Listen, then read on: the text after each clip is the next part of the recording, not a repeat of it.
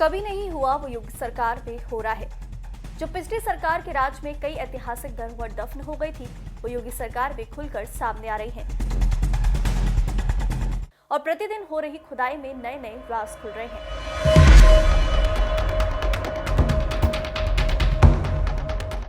जो कभी कहानी हुआ करती थी, वो आज हकीकत में सामने आ रही है और जिसके बारे में सभी लोग जानना चाहते थे।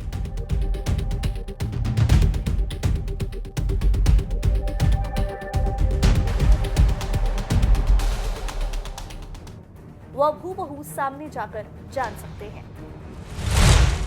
संभल अपने पुराने स्वरूप में लौट रहा है। इन ऐतिहासिक विरासतों को सजाने और संवारने का जिम्मा स्थानीय प्रशासन ने लिया है।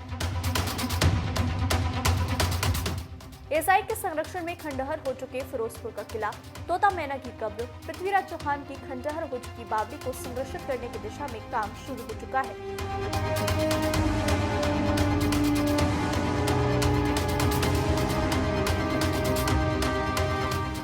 संभल जिले के डीएम और एसपी ने एएसआई टीम के साथ इन सभी धरोहरों का निरीक्षण किया है और इसके साथ ही माना जा रहा है कि संभल जल्द ही पर्यटन नगरी के तौर पर भी अपनी पहचान बनाने में कामयाब हो जाएगा।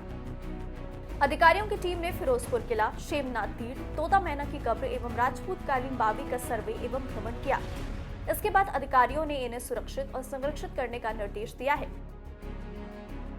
बता दें, एएसआई के अधिकारियों का मानना है कि संभल में पर्यटन की खूब संभावनाएं हैं। यहाँ कदम कदम में इतिहास बसता है। बता दें, बीते कुछ समय से संभल में खुदाई और सफाई का काम चल रहा है। इस दौरान आधा दर्जन से अधिक बंद मंदिर और 2 दर्जन कुएं मिले हैं। बावड़ी की क्या है विशेषता? पृथ्वीराज चौहान ने बावड़ी का कराया था निर्माण। बावड़ी का कैकैया ईंट से कराया गया था निर्माण। बावड़ी उस समय की उत्कृष्टता को दर्शाती है। पृथ्वीराज चौहान की बावड़ी 5 मंजिला थी। बावड़ी में पानी के साथ साथ सेना की रहने की व्यवस्था थी। बता दें, वर्तमान समय में ऐतिहासिक बावड़ी खंडहर में तब्दील हो चुकी है। अंदर मिट्टी का ढेर जमा होने की वजह से बावड़ी की दूसरी मंजिल भी काफी दब चुकी है। स्थानीय लोगों के अनुसार इस बावड़ी को चोर कुआं के नाम से जाना जाता है। वहीं मौके पर पहुंचे संभल के जिलाधिकारी राजेंद्र पेंसिया ने क्या कुछ बताया, सुनिए। संभल प्राचीन नगर रहा है और इस नगरी में इतिहास से लेकर वर्तमान तक अनेक अवशेष उपलब्ध भी हैं, दिखते भी हैं और उनको हम सुरक्षित करने का प्रयास कर रहे हैं और उसी के क्रम में एएसआई की टीम के साथ हम भ्रमण कर रहे हैं।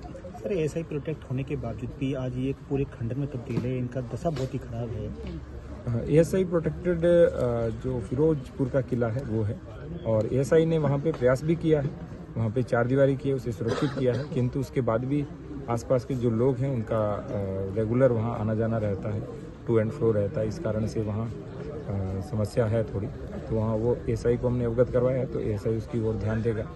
दूसरा, जो नीमसार तीर्थ का कुआं है वो यहाँ का सबसे जागृत कूप है, क्योंकि उसी में जल मिला है, क्योंकि तो वो तीर्थ भी जागृत है, मुझे लगता है इस कारण से भी वहाँ पे जल मिला है और मात्र 10 से 12 फीट पर जल है। इसके बाद तोता मैना की जो कब्र है वो भी थोड़ी जीर्ण शीर्ण हालत में, उसी को भी सुरक्षित करने की आवश्यकता है। और चौथे स्थान के ऊपर जो राजपूत काल की बावड़ी है जो पृथ्वीराज चौहान के समय में बनी थी, तो वो भी बहुत सुंदर बावड़ी है, अंदर बहुत भव्य भी है, इसको भी सुरक्षित और संरक्षित करने की आवश्यकता है। सर, जिस तरह से ये संभल पृथ्वीराज चौहान की राजधानी कही जाती है और उनकी ये उन्हीं की निशानी बताई जाती है बावड़ी कुआं, लेकिन आज ये बड़ी बदहाल स्थिति में है, चोर कुएं के नाम इसको दे दिया गया है। इतिहास को संजोए कि नहीं तो इतिहास आपको छोड़ देगा, तो इतिहास को पकड़ना भी पड़ता है, इतिहास से सीखना भी होता है और इतिहास की चीज़ों को भविष्य में बताना भी होता है।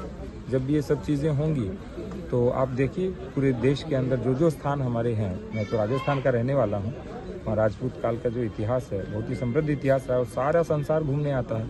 तो जब हम संभल को सुरक्षित और संरक्षित रखेंगे तो पूरा संसार संभल में भी आएगा भ्रमण के लिए, तीर्थाटन के लिए, पर्यटन के लिए। पृथ्वीराज चौहान की ये बावड़ी लोगों के लिए ऐतिहासिक गर्व का विषय है। लोग इसे देखने आते हैं और इसके बारे में जानने के लिए उत्सुक रहते हैं। चोरकुआ के नाम से प्रचलित ये बावड़ी अब संभल के इतिहास में एक नई रोशनी डाल रही है। जेएमटी न्यूज के लिए संभल से रईस अलवी की रिपोर्ट।